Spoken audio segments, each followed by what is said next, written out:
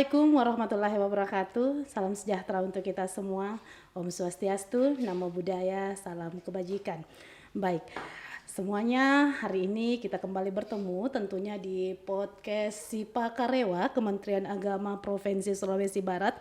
Dan hari ini sebenarnya saya sedikit grogi, tapi saya juga berbahagia karena kembali hari ini untuk yang pertama kalinya di tahun 2026 Sipa Karewa kembali akan menampilkan podcast tentunya dengan banyak sekali tema-tema menarik yang akan kita bahas bersama. Dan hari ini kenapa di awal tadi saya bilang saya sedikit grogi? Karena kembali saya kedatangan bintang tamu yang sebenarnya sudah berkali-kali diundang di podcast Sipa Karewa ini. Tapi tidak ada salahnya untuk kembali saya perkenalkan karena mungkin teman-teman juga sedikit penasaran siapa kiranya yang hari ini hadir. Baik, langsung saja saya perkenalkan narasumber kita pada hari ini ada Bapak Dr. Haji Jurairi Tahir. Beliau adalah salah seorang ASN di kantor wilayah Kementerian Agama Provinsi Sulawesi Barat. Assalamualaikum Pak Ustaz, apa kabar hari ini? Waalaikumsalam warahmatullahi wabarakatuh. Seperti yang kita lihat, saya sangat baik hari ini, sehat hari ini. Sangat sehat, kelihatan dari wajahnya ya. Auranya keluar hari ini Pak Ustaz ya. Apa ini efek hari Jumat? Iya, karena saya baru selesai khutbah Jumat. Khutbah Jumat itu kan ada sedikit sudah khutbah ada amplop-amplopnya itu. Baik, jadi untuk sahabat Sipa Karewa, hari ini kita akan membahas tentang pemanfaatan sosial media untuk penyebaran dakwah. Sepakat ya Pak Ustaz kita akan bahas itu hari ini? Ya, apapun itu menjadi sebuah kebaikan untuk umat. Itu baik sekali. Baik, untuk baik. Jadi untuk hari ini kita ada akan ada beberapa item pertanyaan yang akan saya tanyakan. Itu terkait dengan pemanfaatan media sosial seperti TikTok, YouTube, Instagram untuk menyebarkan sholawat, kadang juga untuk menyebarkan kutipan-kutipan motivasi Islami yang mudah diingat. Dan tentunya ini sedikit menantang Pak Ustaz ya, di mana di platform TikTok misalnya itu beberapa orang yang sering nonton TikTok itu biasanya mereka akan lebih tertarik kepada konten-konten yang berisi misalnya video joget-joget, nyanyi-nyanyi dibandingkan dengan konten-konten dakwah. Nah, ini sebenarnya menjadi tantangan untuk ulama-ulama juga bagaimana agar konten dakwah ini kelihatannya lebih menarik dibandingkan dari konten-konten yang tadinya saya sebut. Gimana itu Pak Ustaz? Ya, bismillahirrahmanirrahim. Assalamualaikum warahmatullahi wabarakatuh. Biasanya kalau mau asik cerita, asik ngobrol ringan seperti ini ya dibarengi dengan kopi, tapi saya lihat ini tidak ada kopi ini ya. Tapi biarlah saya hadiahi adik Yuni ini sebuah pantung ya, pantung kopi. Kopi hangat di siang hari ya, ditemani adik Yuni yang cantik. Ya. Tarik napas, lepaskan beban, tenang dikit, hati pun bahagia. Cakep. Tadi saya lupa ya, harusnya tadi Bapak request cakep dong kalau mau pantun. Oh iya, sorry. Baik. Jadi terkait dengan kreasi anak muda hari ini lewat media sosial itu, saya kira luar biasa bagusnya itu. Kalau kita antar ke dalam media dakwah, saya kira itu lebih asik hari ini karena dia masuk pada semua kalangan, ya, baik itu di pelosok maupun di perkotaan dengan caranya masing-masing. Di kami ini sesungguhnya sudah mulai masuk ke sana karena masyarakat hari ini lebih suka pakai medsos menerima dakwah ketimbang yang sebelumnya. Akan tetapi masalahnya hari ini para penceramah itu belum bisa keluar dari kebiasaan. Kebanyakan belum bisa keluar dari yang biasanya caranya yang berat-berat itu. Padahal sesungguhnya yang menyaksikan di sana ceramah itu ya anak-anak muda yang Gen Z itu yang menyaksikan otomatis tema dakwah kita itu juga harus lebih ringan, lebih asik mereka dengan dunia mereka. Karena sesungguhnya agama itu mudah, tidak seperti yang kebanyakan orang tafsirkan agama itu susah. Itu prinsip agama itu mudah, mudah sekali. Jadi agama ini jangan dibikin susah. Lewat konten-konten itu, kalau kita bagi penceramah itu harus didesain bagus supaya kita diterima oleh anak-anak muda di sana yang lebih pintar, lebih lihai menggunakan medsos. Dibuat agama ini lebih mudah karena memang prinsipnya agama itu mudah. Cara pandang saja yang ribet, yang susah, hingga kelihatan agama itu susah. Ya. Kalau saya untuk menguatkan literasi saya ini, banyak ayat di dalam Al-Quran yang menjelaskan bahwa beragama itu mudah. Ya.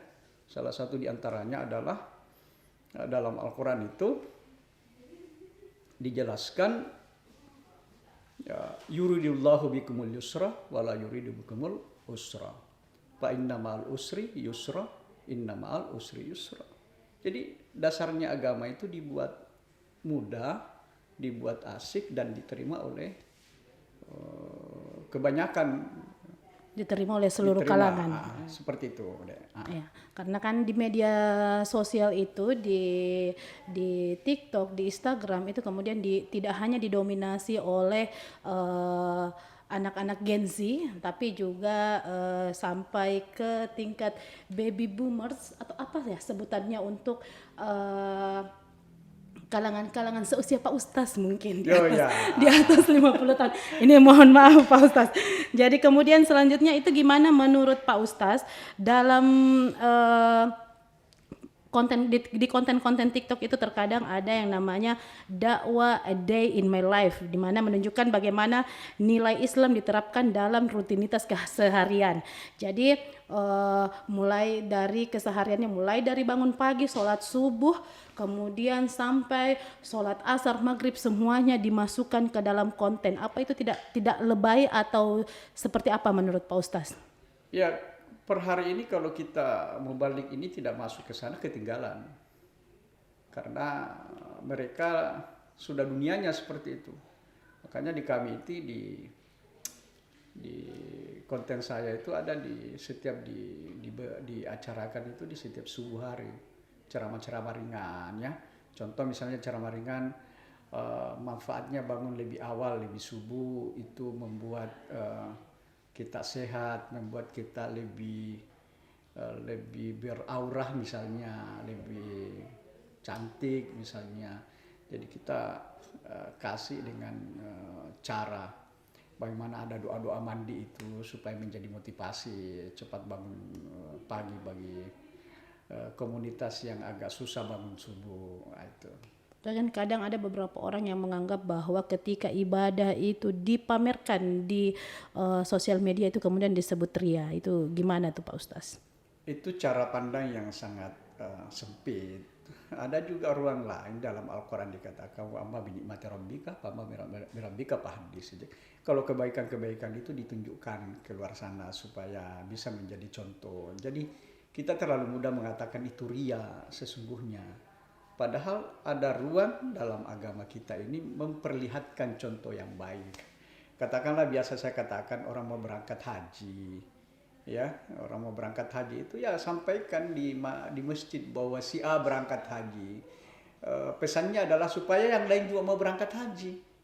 Memotivasi yang lainnya untuk menabung biar bisa cepat-cepat berangkat haji juga.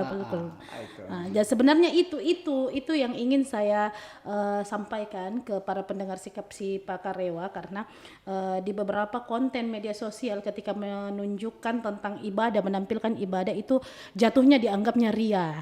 Nah, itu sebenarnya yang perlu disampaikan bahwa kebaikan-kebaikan itu justru semestinya harus lebih ditonjolkan. Ya, seperti itu kurang lebih Pak Ustaz. Daripada menonjolkan kejahatan kejahatan, kejelekan, mending kita Siap. menonjolkan kebaikan. Itu sekaligus menjadi dakwah buat yang lain. Baik, kemudian etika bermedia sosial sebagai amal jariah itu bagaimana mengulas bagaimana jempol kita bisa menjadi sumber pahala dengan berbagi konten positif atau malah menjadi dosa ketika kita menyebarkan hoaks atau berkomentar jahat, kurang lebih seperti itu, Pak Ustadz. Siap. Iya, saya kira kebaikan itu jangan hanya dipandang satu sisi ya. Ketika memberikan jempol-jempol itu di media sosial itu bagian daripada menyemangati yang menyampaikan informasi lewat medsos itu, dan pahami bahwa itu jariah, itu pahala sesungguhnya. Makanya beragama ini sangat indah, sangat asik. Sering saya katakan bahwa menuju surga itu banyak. Bukan hanya salat, bukannya puasa. Makanya pintu surga dalam hadis Bukhari Muslim itu pintu surga banyak. Ada orang masuk di surga karena suka senyum, ya seperti Adinda Yuni ini suka senyum, insya Allah akan masuk di surga. Itu banyak literasinya itu. Ada orang masuk di surga karena puasa, masuk surga karena salatnya. Jadi agama ini sesungguhnya dibuat asik lah, jangan sedikit-sedikit neraka. Akhirnya jadi menakut-nakuti, kesannya Jadi, menakutkan. sering saya katakan bahwa ketika agama ini dibuat kaku, maka agama terasa kehilangan makna, kehilangan substansi. Kalau agama ini dibikin kaku, semuanya kelihatan harus serius, semua kelihatan harus Arabisme, ya. Betul. Iya, seperti itu adanya. Generasi muda, saya yakin generasi muda akan menjauhi agama kalau agama ini dibuat kaku, dibuat kelihatan menakutkan. Ya, Intinya seperti itu silahkan adanya. kita wajib punya agama, tapi tentunya juga harus paham cara beragama. Iya. Kurang lebih seperti itu. Baik, ini satu kali ini untuk bonus teman-teman Sipakarewa. Menurut Pak Ustadz, karena dari tadi kita ngomongin tentang media-media sosial. Di media sosial ini ada yang namanya filter, Pak Ustadz. Itu gimana kalau misalnya kita menampilkan konten, ngambil video itu diedit pakai filter, Pak Ustadz. Misalnya saya dengan kulit sawo matang kemudian muncul dengan kulit kuning langsat gitu loh. Apakah itu termasuk berdosakah saya kalau seperti itu? Akhirnya jadi pembohongan, ketemu kopi darat dengan teman-teman media sosial, lah kok gini? Itu gimana, Pak Ustaz? Ya, saya kira berangkat dari apa ya? Saya kira bukan dosa, itu cara, itu metodologi seseorang untuk mendapat perhatian lebih banyak. Karena apapun cara berdakwah kita sangat bagus dengan tema-tema yang bagus, tapi yang menyampaikan juga kurang asik dilihat, dipandang mata. Saya kira saya melihatnya bahwa itu bukan dosa, itu bagian daripada cara atau metodologi untuk orang masuk ke dalam ruang-ruang pesan yang kita ingin sampaikan. Nah, itu dia teman-teman Sipakarewa. Jadi mulai sekarang jangan takut untuk menggunakan filter TikTok, Instagram atau apapun saja yang berada di media sosial Anda, karena itu tidak termasuk dalam pembohongan ya. Itu adalah upaya-upaya agar kita terlihat menarik. Kurang lebih seperti itu ya. Coba bayangkan itu kalau di luar sana dengan keaslian kita, jangankan mau menonton dengan tampilan kita, bahkan mereka akan kenapa jelek sekali, ini kan lebih banyak dosanya nih, mudaratnya ini lebih banyak hinaannya daripada bukan hinaannya. Tapi kalau pesan kita bagus, pesan agama kita bagus, kemudian orang nonton karena filter kita, itu lebih masuk dengan apa yang menjadi keinginan pesan dakwah kita ketimbang kita tampil jelek. Contoh misalnya ada ini ya, kami ini para mubalik ini, para ustadz ini, saya persiapan Ramadan ini sudah punya sarung itu minimal 12 sarung mensikapi Ramadan ini. Kenapa? Karena jamaah tarawih itu kan tonton kita. Kalau sarung itu terus dipakai ceramah, pasti ada yang jengkel, oh itu ustadz itu terus sarungnya nak pakai, nggak ganti sarung, sarung, nggak ganti baju. jadi betul. Jadi tradisi kami ini persiapan Ramadan ini banyak sarung minimal 12, kemudian baju juga, baju koko, baju ustadz itu minimal 12 itu, supaya pesannya itu dapat, penampilannya juga dapat. Gitu. Itu cuma ibadah itu. Baik, baik. Terima kasih Pak Ustadz untuk kesempatannya pada siang hari ini. Tentunya ini menarik sekali hari ini, dan namun sayangnya kita dibatasi oleh durasi waktu. Tapi saya berharap setelah ini masih ada pertemuan-pertemuan selanjutnya. Insyaallah, selamat. Dan baik, sebelum saya undur diri, kembali saya ucapkan terima kasih untuk narasumber kita pada siang hari ini yang sudah sangat-sangat luar biasa. Di tengah kesibukannya juga telah menyempatkan untuk hadir. Terima kasih sekali lagi Pak Ustadz, dan tentunya harapan kami semua untuk seluruh pendengar Sipa Karewa agar kiranya mendapatkan manfaat dari apa saja yang dibahas pada hari ini. Ambil sisi positifnya dan dibuang sisi negatifnya. Baik, selanjutnya saya mewakili seluruh kru yang bertugas pada siang hari ini mengucapkan terima kasih untuk segala perhatian dan mohon maaf untuk segala kekurangan. Saya akhiri, billahi taufiq wal hidayah. Wassalamualaikum warahmatullahi wabarakatuh. Salam sejahtera untuk kita semua. Om Swastiastu, Namo Buddhaya, salam kebajikan, Rahayu.